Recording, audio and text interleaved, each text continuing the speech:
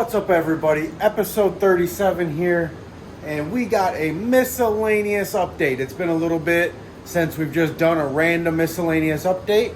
I'm going to talk about some stuff in the garage here. I'm going to talk about some stuff on the car, and it's just going to be a random miscellaneous update, all right?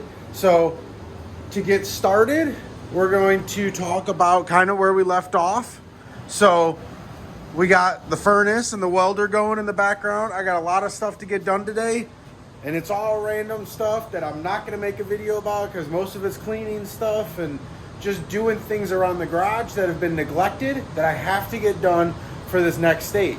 I'm getting ready to start bending, cleaning, and notching a lot of tubing. All right, that is going to be my main focus for a while here. So I just got my argon bottle filled. I got metal shavings everywhere from the progress that I've made on the car so far. And frankly, I need to do a good cleanup and get dialed in 2-3 days. In 3 days, I'm going to pick up a whole bunch of chromoly. And my dies for my big bender should be here soon. I got my small bender getting cleaned up. I got all kinds of stuff going on. So, miscellaneous update.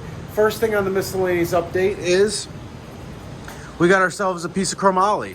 So this guy here will get flushed on both sides. So I'll have to cut a little bit over there, and then it will sit in the bar like that. And one thing I want to note about what we got going on there is you see our mock-up drive shaft here has roughly the same distance above and below. So the way that this low prep setup is, this upper brace and this lower brace is about the middle of where the drive shaft should be. That's going to give me X amount of inches up, X amount of inches down, probably a little bit more down than up, which is what we want. You know, it's going to separate more than it's going to compress, but this is a good setup here. And then it'll also kind of give me the area to put a nice drive shaft loop in here. And, you know, your number 15 bar will be over here, and that bar will be braced to this as well. So, you know, you're really kind of starting to envision how this stuff's going to come together. So you're going to have, you know, our main hoop come up, over and down, a number 15 bar, a couple 18s coming down here and here. Those 18 bars will act as like the inside of the drive shaft hoop. And then from the 15 going backwards to this bar will brace in.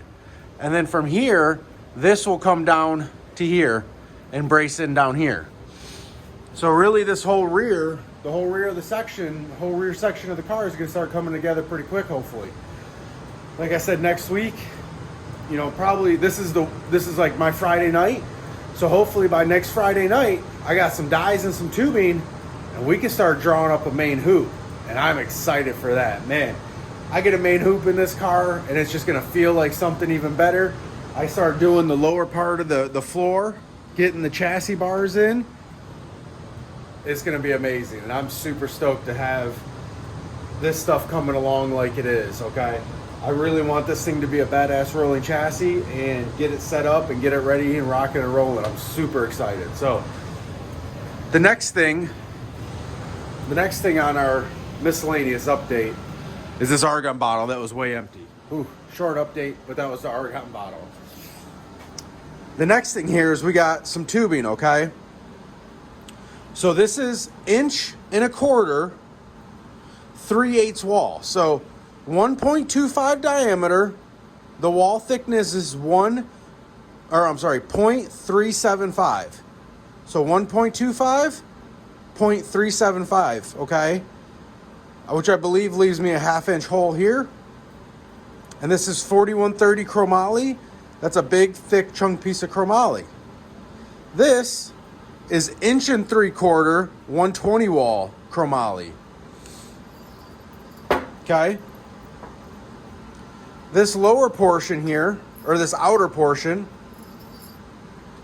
will get machined to accept these two bushings. Like that, one on each end. Inside this tube, there will be some clips that hold these bushings in. These will be replaceable. These clips, you'll be able to take them out, put a new bushing in. this is gonna be the front portion of my wishbone. Now, guys like Tim McCanis and a few other companies make wishbones with bushings in them very similar to this, okay? For drag and drive, for reliability, for street use, I want replaceable bushings. I want something I can lubricate. So chances are I'll probably put a oiling circuit. I'll probably put an oiling circuit in this. So there'll be a grease fitting that will go to some holes, and the holes will be basically right where the bushings are, and I'll be able to squirt some grease into that area so that when I get from track to tractor and drag and drive events, or if I drive it on the street a couple times, I can just put a little grease in there and make sure that this wishbone's healthy. The ability for the wishbone to slide in and out on the rear end is going to be super important. Now, I know that some of you probably don't know what a wishbone is, okay? But to give a quick explanation, once I start fabricating and putting it on the car, the explanation will get way deeper, way more in depth. But a quick explanation is it's a triangulated piece, okay? And one portion of the triangle will be down to that lower chromoly bar, and then the other two portions will come all the way back here. And it's a triangulated section that stops the rear end from going like this, from side to side. So wishbone keeps that rear end from skating side to side, because the four links just keep it from going forward, okay? Keep it from going this direction, but there's nothing to keep the rear end from going this direction. And that's what the wishbone's for. So this will get machine tapered a little bit. It'll get threaded for a heim joint, a big heim joint, and then it'll have some flats put in it so that I can grab it with a wrench, okay? And loosen this heim joint. Then this heim joint will also, once it's in place and set, I will drill and probably roll pin the heim joint too so it can't rotate or loosen up. But leaving that roll pin in there will make it so that I can still put a new one in if I ever need to put a new one in. So I got some bronze oil light bushings. I don't know a ton about bushings. I looked at some of the load forces on these. I think they're going to be okay. I've used these bushings for other projects, and I don't know if it's the best bushing for the job. I really don't. If someone's a bushing expert and watching this, tell me I'm an idiot or tell me it'll be fine. I don't know. But I've used these oil light bushings. They're impregnated with oil. As I touch it, it actually bleeds out oil. And I don't know if you can see my finger shiny, but it bleeds out oil. So it has a lubrication in it. And then the grease that I'll feed in there is just a little bit extra film, surface film. So this thing will get cleaned up and machined down, because right now it's basically a press fit. So I'll probably give it like 5 to 10 thou clearance, so that I can slide easy, so that a little grease can get all the way around. But that's one part of the wishbone. The rest of the wishbone is essentially just some tubing, 2 rod ends, and 2 more heim joints. So there's really nothing special there. This stuff here, I've already made the CAD drawing for this. I'm gonna make the CAD drawing for this probably this weekend. And then my buddy I work with is going to probably machine them up for me. Unfortunately, I still just don't have access to a lathe. I have a friend, but it's like an hour and a half away. And if I really needed it, he would let me use it. But it's when I got somebody at work that will do it for me, it's not really worth me driving an hour and a half. So he's going to hook it up, do the machine work on that. Basically, it's just lathe cutting the inside, putting a O-ring or a clip groove in there. And then this here is just going to be thread tap, some flats, little taper, and that'll be done. And then the last portion of the garage update is going to be talking about my tubing benders. So my one tubing bender is a very old Lakeland 624. Okay, this is like an industrial bender that you would find in shops that build like robotics or industrial equipment, skids, any kind of metal stuff like that for like usually like the big OEMs and stuff like that. In the Detroit area where I'm from, they're pretty popular. It was easy to get my hands on one. This thing's been, I'm going to say in my family, essentially, but it's been around for like 20 years. I think we've had it for at least that, if not longer. It's kind of hard to keep track of when we got stuff, but I remember bending stuff up on it when I was in high school, and I made a little 1.5 or 1.25 roll cage one time for my car, and totally not legal, totally unsafe, but you know, I was a kid and it would look cool, so I did it. But this is the unit here, and essentially you have shoes. So I have every size from 3/8 of an inch all the way to 1.5 inches. The only one I'm missing is the 1.125. So these are pretty cool in how they're labeled. So this one, take this one for example. It says 24 by 4.5. So that 24 is 24 eighths, right? Or 16ths. It's 24/16, I believe. Yeah, so that'd be 1.5 inch diameter. Yeah, so whatever number is on the shoe is how many 16ths it is. So, yeah, so this one's 14. It's hard to see, but this one's 14/16, which is 7/8. So this is the 7/8 tubing die. All right.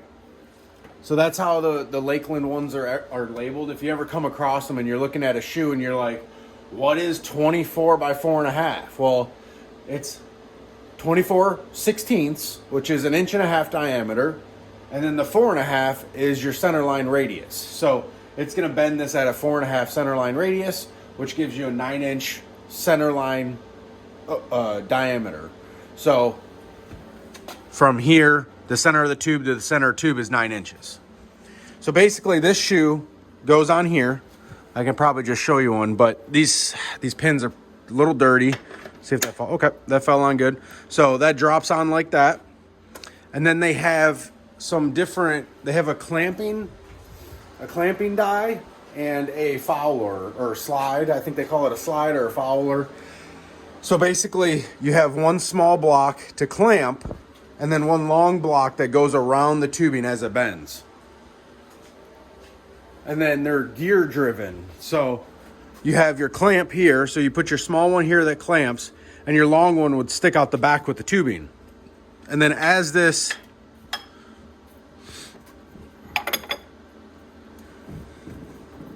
oh, I got it backwards. Sitting on the shelf threw me off. There we go. So it sits like that. So your clamp would be back here, and then as this bends, it follows around. Oh, I had it right. What's going on here?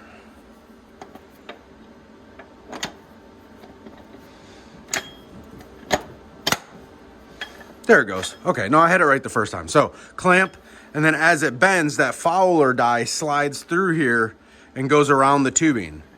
And then all you're doing is just turning it with this here on this, and you're just turning it. And it's a gear-to-gear system in there. So there's a gear reduction inside there that turns it. I'm making a mess here. Got a mess going on. And that's what I mean. Like, my garage, unfortunately, just from working on the car, has been neglected so much lately that I haven't spent the time around to clean up and kind of catch up on stuff. And it's getting to the point where things are getting in the way. And can't have that. So I spent time yesterday cleaning all these up. These are all completely rusted and gross, and you can see now they're nice and polished and shiny. The insides, I like ball hone the insides. So all my small dies are clean. And really the only thing I'm going to use that bender for is my small tubing. All right, so 1 inch or less. I would never use that for the 1.25 inch, 1.5 inch, because with chromoly, that thing doesn't do a good job of protecting the bend. So it will crush the tubing a little bit.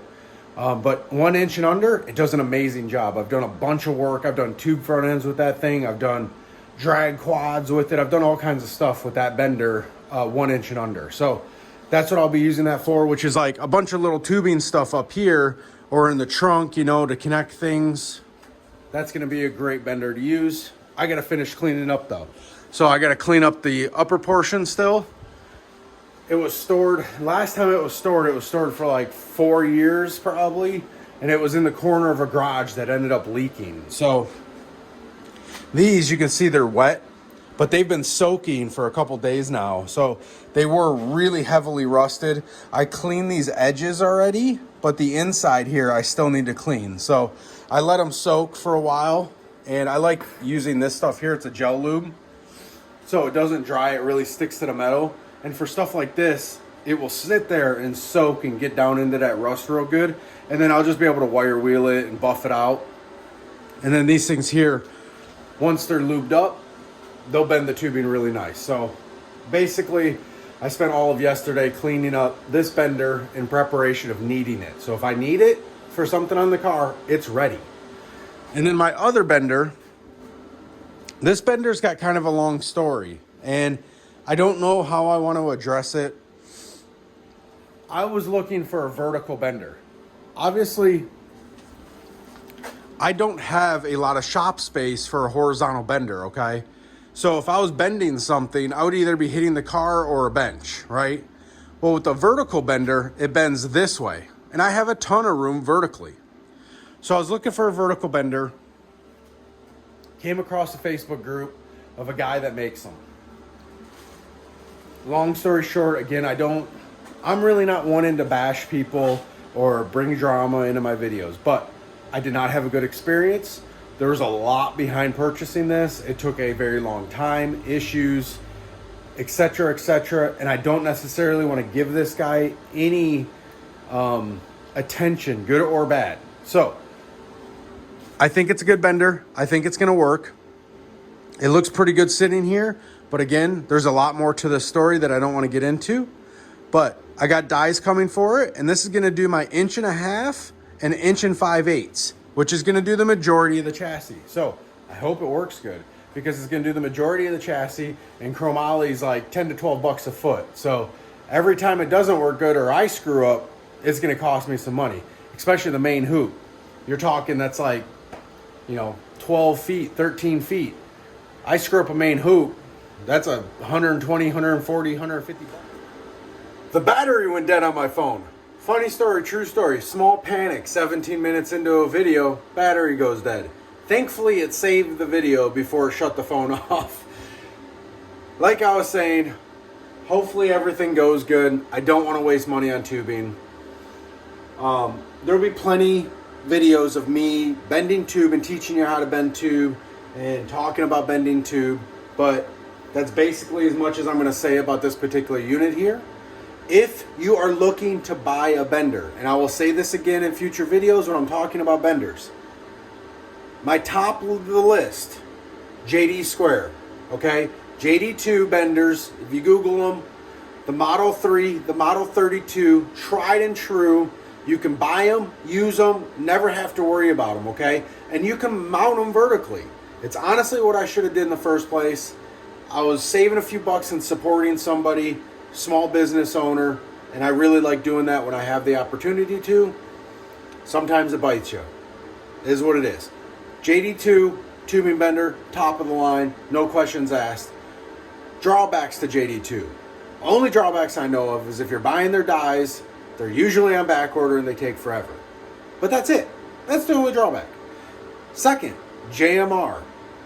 Dude, the customer support at JMR is phenomenal. So good. I can't say enough good things. Honestly, I just bought, this takes JMR dies, okay? JMR dies are like always in stock. They ship super fast. I went online last night, purchased 2 of them. The dude calls me within like 5 minutes of me placing the order just to talk about what I'm using the dies for. Are they the right dies for the project? Unreal. The company went out of their way to just call somebody random online that placed an order to make sure that he had the right stuff. That's wild. That's wild to me, and way above and beyond. Now, their benders, I do have experience with. They are good benders. Absolutely. They are more of a DIY bender or like home shop style bender where they like don't come coated and stuff like that. But honestly, you don't necessarily need it. I talked about this in my product review this last time around. When it comes to coated stuff, you can either paint it yourself, powder coat it yourself, or just keep some oil on it. It is what it is. They're lower priced than JD2, so you're going to save some money, but the quality is like, man, it's 99% of a JD2. So they're very neck and neck in my book of who I would buy and why I would buy them. Those are my recommendations if you're buying a bender. Both those units you can mount vertically, so you can do exactly what this one does. The only convenience this one has is it's made to be vertical. So it sits on its own stand, it rolls around on its own stand. You don't have to make anything. It came like this. So again, here we are, is what it is. Miscellaneous update. Thank you guys for watching. Have a good night.